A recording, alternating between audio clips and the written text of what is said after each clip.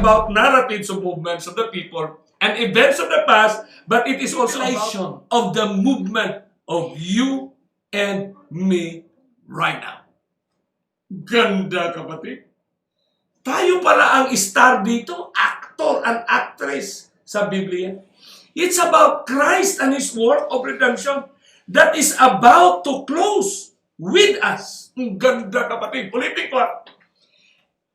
It's about Christ and His work. The Bible that we have now, na isinulat ang apocalyptic sa river, sa mount at sa island, it's about Christ and His work of redemption. That is about to close. Magsarado na ito with us. Kasama tayo sa pagsara. Why? Because we are the subject of the Bible today. Napakabait ng Panginoon, kapatid. We are the object of the final controversy. Yung labanan ni Satanas sa kanyang pakipaglaban sa kanyang Creator, tayo ngayon ang focus niya. The object of the final controversy between Christ, our Redeemer, against Satan, the Destroyer. We are the center of Bible's closing discussions. We are called to decide for finality. Ngayong gabi, kapatid, tinawagan tayo ngayon to decide for finality, my friend. Kailangan na tayong magdesisyon, kapatid. We are the object of the final controversy. We are called to decide for finality and the good news. And at the same time, a critical news tonight. We are being timed, my friend. We are being timed. Kulang lang D yan, letter D, yung time na yan. We are being timed. Inurasan tayo, kapatid. Ano pala itong mess natin ngayon? Ano ang pinaka-importanting consciousness natin ngayong gabi? O umaga dyan sa iba't ibang bansa? Ano yung pinaka-importanting consciousness na dapat nating magalaw sa ating mga isipan? We are being timed, my friend. Inurasan tayo. Kaya sinabi, we are living on a borrowed time, my friend. What is this called for? Ano bang panawagan sa panahon na ito para sa atin? Ang time na yan ay tinawag yan na time of the end. Wow!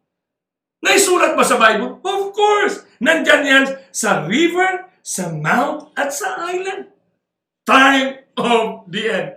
Language indicator. Kaya simula pa, mayroong lingwahe talaga ang langit, si Kristo, para hindi tayo mawala, hindi tayo maligaw sa ating mga pananampalataya. Yung time of the end, when did it start? Saan nagsimula yung time of the end?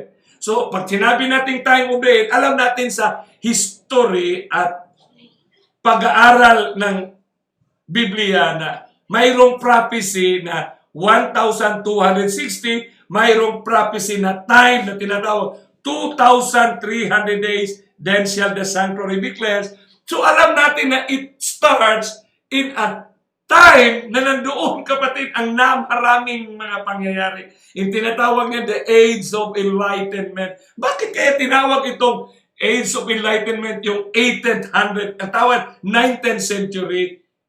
Kaya nga, napaloob din dyan yung tinatawag nating growing in grace.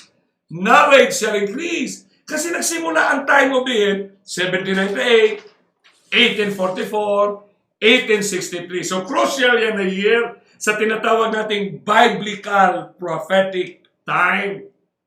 Oh, really? So mapag-aralan din natin yan sa sunod na mga episode. Pero dito lang, grounded lang tayo sa mga fundamental principles. So what were the movements or activities sa time of the end? Ang tanong ngayon, when will it closes? Kung ang time of the end may simula at tayo'y inurasan, kailan kaya ito matapos? When will it closes? Galing. When Christ will appear in the clouds of heaven. Christ coming.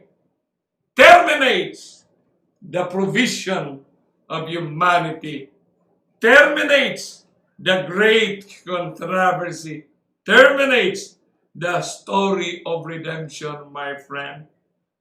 What are the movement activities of Christ coming? Yun ang mabigat na tanong. Kasi pag nalalaman mo ang movement activities of Christ coming at nakikita mo ito, so makaproclaim ka, mamumuhay ka, na ang buhay mo may mensahe. Kaakibat doon sa sinasabi ni Kristo. Namumuhay tayo sa buhay kaakibat sa sinasabi ni Kristo. Hindi tayo namumuhay gaya ng marami dyan na hindi ka na masilipan na, ano ba yan? Ano ba yung buhay na? Parehas lang kami yan eh. Busy. Hindi tayo masilipan na mayroon tayong pinaghandaan na darating. Maraming mga tao na mga faith believers or mga tinatawag na Adventist, hindi masilipan na mayroong silang pinaghandaan at na mayroong darating. Yung time of the end, alam natin kapatid, ito na yung establishment of the last church. Kaya mayroon tayong the seventh of the seven churches. Okay? Mayroon kayong hint yan. Kasi mayroon tayong specific episode na yan. Mayroon din tayong movement of the church proclaiming the last warning. Ano yung warning? Fear God and give glory to Him for the hour of His judgment is come. Ganda yan. Then movement of the little horn, the second phase, reign. Yung pangalawang paghari at darating na ang Panginoon. Ganda din yan. Ano pa? Movement of politics, economics that leads to globalization. Ooh. Ito na pala ang sinasabi ng ating series, globalization. Bakit? It covers all.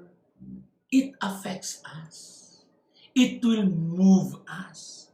Kaya yung movement of policy that inculturates humanity, na nagkultura, naging way of life ng humanity for 1,000 years of peace and prosperity. Take note, this is very heavy, Pastor. Are we now? Nandito pa ba tayo sa movement of the beginning of the time of the end? Kasi kung nagsimula siya sa 1798, 1863, 157 years na ang Seventh-day Adventist. 157, 60 years na ang mga Methodist. Ano na yung lahat ng reliyon na yan? Are we now in the movement of the closing of the time of the end? Or are we in the beginning of the time of the end? My beloved friends, brothers and sisters, we are now in the closing movement of the time of the end. Sa Time Magazine, ngayon, hindi naman natin pwedeng ipagkailan na yan ang katotohanan. The New Roman Time Magazine. Pagbasahin mo yan, hindi mo naintindihan na yung akdang panahon na babalik. Buenos días, hermanos, hermanas, hermanos. Friends. To all our friends around the world. And to all Christians. Good day to all our friends around the world. It's